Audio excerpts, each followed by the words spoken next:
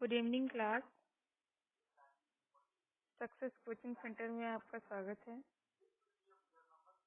आज हम आपके लिए टीवीटी गृह विज्ञान की पहली क्लास लेकर आए हैं।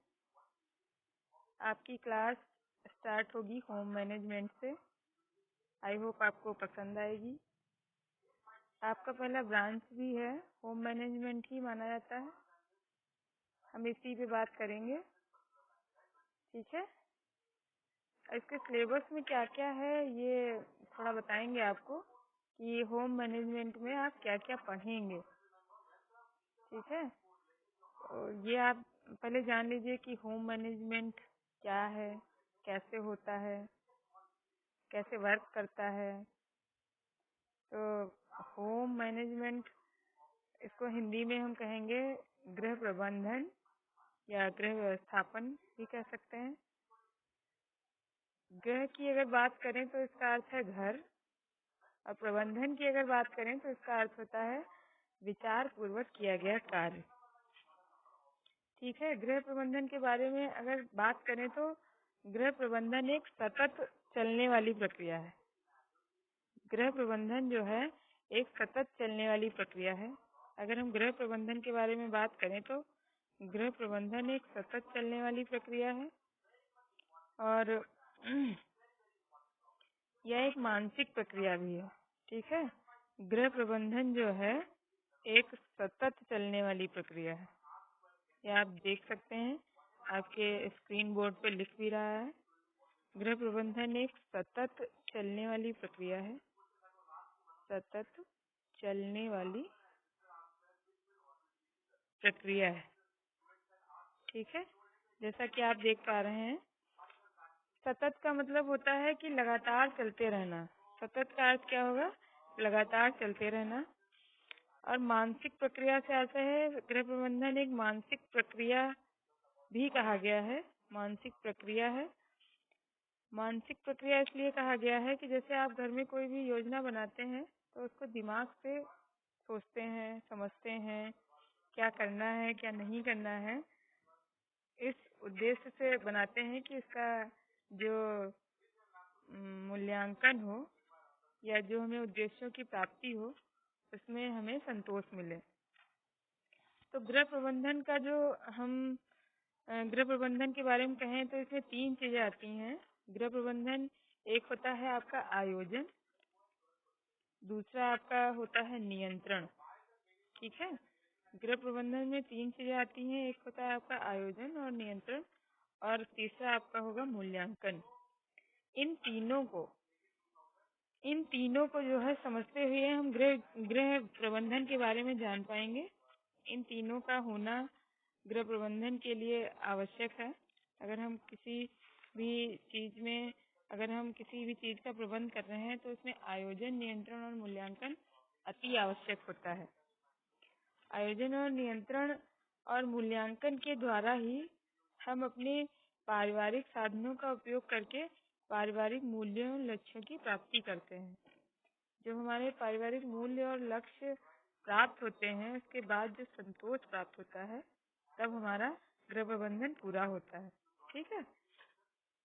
तो ये जो प्रक्रिया संपन्न होती है, इसमें संसाधन जब तक नहीं होंगे तब तक ये प्रक्रिया संपन्न नहीं हो पाएगी। इसलिए इस प्रक्रिया को संपन्न करने के लिए संसाधन का होना बहुत जरूरी है। तो पारिवारिक संसाधन जो होते हैं, इनका होना बहुत ही आवश्यक है। बिना संसाधन के हम कोई काम कर ही नहीं सकते हैं। जैसे कोई भी चीज होती है तो उसमें वस्तुएं लगती हैं, तो वो वस्तुएं ही हम संसाधन के रूप में मान सकते हैं। जैसे हम जब कोई कार्य करने जाते हैं तो उसमें समय लगता है, हमारा श्रम लगता है, धन खर्च होता है, कुछ शक्ति लगती है, कुछ जब हम सोचते हैं तो इसमें ज्ञान लगता है, और कुछ हमारी जो रुचियां होती हैं, स्किल्स होते हैं हमारे। तो ये सब जो है आप संसाधन के रूप में इनको ले सकते हैं। ये सब हमारे संसाधन हैं। संसाधन हमारे भी 2 प्रकार के होते हैं, एक मानवीय संसाधन होता है, एक अमानवीय संसाधन होता है। तो संसाधन को हम जब डिवाइड करेंगे तो संसाधन जो होता है वो 2 प्रकार का होता है। संसाधन कितने प्रकार का होता है? 2 प्रकार का। संसाधन को अगर देखें तो ये मानवीय भी होगा और अमानवीय भी होगा। मानवीय भी होगा और अमानवीय। संसाधन कैसा होगा? पहला मानवीय, एक मानवीय होता है, एक संसाधन हमारा मानवीय होगा, एक अमानवीय होगा। तो अगर मानवीय के बारे में हम बात करें, हम आपको दोनों संसाधनों के बारे में बताते हैं। एक संसाधन हमारा मानवीय होगा, एक अमानवीय होगा, ठीक है। तो मानवीय में जो हमारे आते हैं, ये जैसे मानवीय हैं तो जैसे शक्ति हो गई, शक्ति है, ज्ञान है, रुचियां हैं, ठीक है, कौशल है, अभिवृत्तियां हैं, योग्यताएं हैं, ये सब हमारे मानवीय हैं, ठीक है। कुछ हमने लिख दिए हैं, कुछ नहीं लिख पा रहे हैं, वो आप सुन लीजिएगा।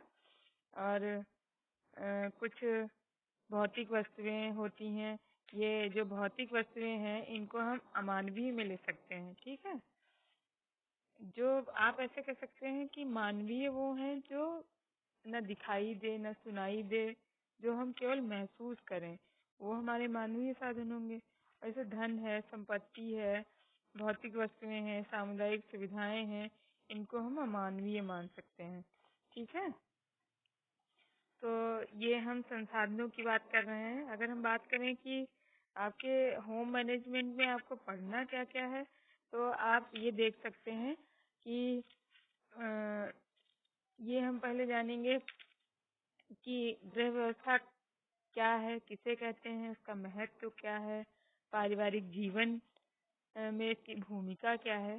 तो हम गृह व्यवस्था के सिद्धांत के बारे में जानेंगे, उसमें पारिवारिक जीवन चक्र के बारे में जानेंगे। तो ये सब चीजें जो हैं हम आपको गृह व्यवस्था में पढ़ाएंगे। निर्णय प्रक्रिया किसे कहते हैं, और रहन सहन का स्तर। फिर आप संसाधन के बारे में जानेंगे कि साधन क्या है, समय व्यवस्थापन क्या है, कार्य सरलीकरण क्या है। ये सब आपने सुन रखा होगा, नहीं भी सुना होगा तो हम आपको पढ़ा देंगे। पारिवारिक बजट क्या है, धन व्यवस्थापन में पथ प्रदर्शिका क्या है, बचत क्या है, तो ये सब इसी में आएगा।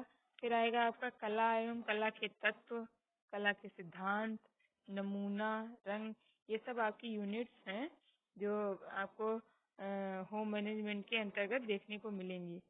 गृह सज्जा, और गृह सज्जा के सिद्धांतों का उपयोग कैसे करेंगे, घर में प्रकाश व्यवस्था, पुष्प सज्जा, फर्नीचर व्यवस्था, नमूने का प्रयोग एवं महत्व, मकान तथा आवास, किराए का क्रय, भूमिखंड चयन, ये सब आपका इसी में आएगा।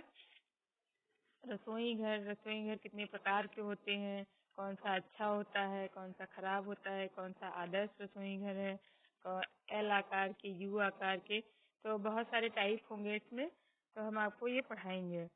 तो इस पे बात करते हुए हम चलते हैं। तो हम कहाँ पे थे? हम आपको संसाधनों के बारे में बता रहे थे कि अगर इन संसाधनों का, जैसे जो संसाधन है हमारे, उनका प्रयोग करते हुए अगर उद्देश्यों की प्राप्ति की जाती है, तो गृहिणी अगर उद्देश्यों की प्राप्ति करते हुए उसके साथ साथ संतोष भी प्राप्त करे, तब गृह प्रबंधन की प्रक्रिया जो होती है वो पूरी मानी जाती है। गृह प्रबंधन जो है आयोजन और नियंत्रण और मूल्यांकन से, जैसे कि हमने बताया, संपन्न होता है। तो इसके लिए आयोजन और नियंत्रण और मूल्यांकन की महत्वपूर्ण भूमिका रहती है। अगर हम गृह प्रबंधन की बात करें तो गृह प्रबंधन की कुछ विशेषताएं हैं। जैसे गृह प्रबंधन की अगर विशेषताओं की बात करें तो गृह प्रबंधन की कुछ विशेषताएं हैं जो आप देखिएगा। तो पहली तो विशेषता हमने आपको बताई थी कि गृह प्रबंधन एक मानसिक प्रक्रिया है। कैसी प्रक्रिया है? मानसिक प्रक्रिया है। गृह प्रबंधन एक मानसिक प्रक्रिया है। कैसी प्रक्रिया है? मानसिक, ठीक है। ये मानसिक प्रक्रिया है। थोड़ा लिखने में समस्या हो रही है, थोड़ा आप देख लीजिएगा, सुन लीजिएगा आप, ठीक है। और गृह प्रबंधन जो है दूसरा आपका, हम कह सकते हैं कि एक सतत चलने वाली प्रक्रिया है। कैसा है? एक सतत चलने वाली प्रक्रिया है। कैसी प्रक्रिया है? सतत चलने वाली प्रक्रिया है। ठीक है, सतत का जैसा कि बताया हमने, निरंतर चलना सतत कहलाता है। गृह प्रबंधन की बात करें अगर, तो ये वैज्ञानिक क्षेत्र है। कैसा क्षेत्र है? वैज्ञानिक क्षेत्र है, और अनुभव इसमें देखने को मिलता है। गृह प्रबंधन में अगर प्रबंधन करता हमारा अनुभवी नहीं होगा तो प्रबंधन करने में थोड़ी दिक्कत आ सकती है। गृह प्रबंधन को हमने विज्ञान भी माना है और कला भी माना है। विज्ञान इसलिए माना है क्योंकि जब कोई कार्य अगर हम क्रमबद्ध रूप से करते हैं तो उसको वैज्ञानिक रूप से कह सकते हैं कि ये विज्ञान से परिपूर्ण होगा। और कला इसलिए माना है क्योंकि बहुत सारी कलात्मक चीजें गृह प्रबंधन से जुड़ी होती हैं। तो ये गृह प्रबंधन की प्रक्रिया है। ठीक है, तो आप मान सकते हैं कि इसको वैज्ञानिक क्षेत्र भी कहा गया है। और गृह प्रबंधन करता जो होता है वो जनजात प्रबंधन करता नहीं बनता है। उसमें कुछ अनुभव इसके साथ जुड़े रहते हैं। धीरे धीरे जो अनुभव हम करते हैं तो अनुभव भी गृह प्रबंधन में काम आते हैं। अगर हम बात करें प्रबंधनकर्ता के गुण कि उसमें हम क्या क्या देखेंगे, उसके गुण क्या होंगे, तो हम बात करें जैसे प्रबंधनकर्ता के गुण, तो हम बताएंगे आपको प्रबंधनकर्ता के गुण। प्रबंधनकर्ता में कौन कौन से गुण होने चाहिए? प्रबंधनकर्ता के गुण। ठीक है, राइटिंग हमारी थोड़ी खराब है तो आप लोग थोड़ा एडजस्ट कर लीजिएगा। बाकी प्रबंधनकर्ता का पहला गुण आपका होगा दूरदर्शिता। क्या होगा? दूरदर्शिता। दूसरा होगा क्षेत्र विशेष ज्ञान। क्या होगा? क्षेत्र विशेष ज्ञान। दूरदर्शिता का मतलब ये हम कह सकते हैं कि प्रबंधनकर्ता अगर प्रबंधन करने जा रहा है तो उसको मतलब ये जब हम कोई कार्य करते हैं तो उसका परिणाम हमको थोड़ा आभास होना चाहिए कि अगर हम ये चीज हम करने जा रहे हैं तो उसका परिणाम कितना सफल हो सकता है। तो उसको हम कह सकते हैं कि थोड़ा दूरदर्शिता का होना आवश्यक है, कि उसको थोड़ा पहले से वो दूरदर्शी होना चाहिए, जानना समझना चाहिए कि वो जो करने जा रहा है उसमें क्या महत्वपूर्ण है, क्या नहीं महत्वपूर्ण है, और किसको लाभ होगा, किसको हानि होगी। तो क्षेत्र विशेष ज्ञान, जिस कार्य के लिए आप जा रहे हैं उस क्षेत्र में आपको कितना ज्ञान है, उसका मतलब उसका कितना ज्ञान आपने ले रखा है, तो क्षेत्र विशेष का ज्ञान होना बहुत आवश्यक है। विवेकशील होना बहुत आवश्यक है कि कोई भी अगर हम प्रबंधन कर रहे हैं तो विवेकशील मतलब अपनी बौद्धिक क्षमता अच्छी होनी चाहिए उसकी। चौथा आपका होगा धैर्यशील। मतलब प्रबंधन कर्ता को जो है घबराना नहीं चाहिए, धैर्य पूर्वक कार्य करना चाहिए। फिर आपकी हम बात करें अगर, तो पहल शक्ति होनी चाहिए प्रबंधनकर्ता में, कि मतलब जागरूकता होनी चाहिए उसमें, कि आगे से आगे लोगों को जागरूक करे, पहल करना मतलब लोगों को पहल करे, सिखाए, उनको आगे बढ़े। और निर्णय शक्ति भी होनी चाहिए कि अगर हम प्रबंधन करने जा रहे हैं तो उसमें हमको निर्णय लेना तो अति आवश्यक होगा। जैसे हम कोई प्रबंधन करने जा रहे हैं तो बिना निर्णय के तो कुछ नहीं हो सकता है, तो निर्णय लेना पड़ेगा। नेतृत्व का गुण होना चाहिए कि आप लीडरशिप कर सकें। और प्रभावशाली व्यक्तित्व होना चाहिए कि ऐसा व्यक्तित्व हो आपका कि लोग जो है आपसे बात करने को लालायित रहें, थोड़ा डरे नहीं, समझदारी से काम लें। तो प्रभावशाली व्यक्तित्व भी होना चाहिए। पक्षपाती ना हो आप, ऐसा आपका गुण है कि अगर प्रबंधन करता पक्षपाती हो जाएगा तो फिर वो न्याय पूर्वक जो है प्रबंध नहीं कर पाएगा। रूढ़िवादी ना हो, कि मतलब उसकी जो सोच है वो आधुनिक होनी चाहिए, पारंपरिक नहीं होनी चाहिए। तो ये हमारे हो गए।